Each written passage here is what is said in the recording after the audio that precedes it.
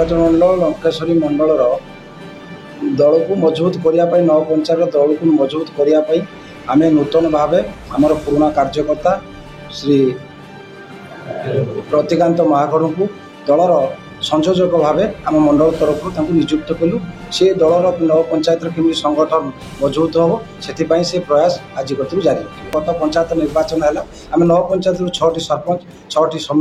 समिति आम निर्वाचित करूँ निश्चित भाव में आशावादी अच्छु गत थर अपेक्षा बहुत ये मंडल बहुत भल कर आम आशावादी अच्छु। मोर रतिकांत महाकुड़ शाहपुर पूर्वतन भारतीय जनता पार्टी लंकेश्वरी मंडल साधारण संपादक एवं तिहिडी ब्लॉक रे भी साधारण संपादक आम जिला भारतीय जनता पार्टी भद्रक जिले में भी कार्यकारिणी सदस्य थी बहुत कार्य निर्वाह करी जो 2024 निर्वाचन आसी आमर प्रिय प्रार्थी मनमोहन संबल आमर जे भारतीय जनता पार्टी ओडिशा प्रदेश सभापति अच्छा से बर्तमान चांदोल निर्वाचन मंडल प्रार्थी होती आम